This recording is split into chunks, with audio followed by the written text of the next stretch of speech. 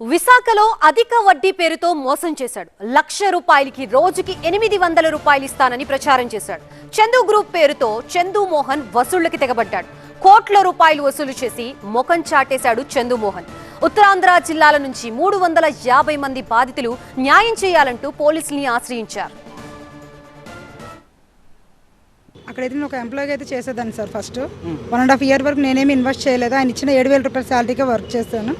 ఇంకా అక్కడి నుంచి బాధితులు వీళ్ళందరూ ఇన్వెస్ట్ చేయడం, అమౌంట్లు వేయడం, వాళ్ళు తీసుకోవడం బాగానే ఉందని చెప్పేసి నేను ఒక 4 lakhs ఫైనాన్స్ వాడి వేసుకున్నాను సార్.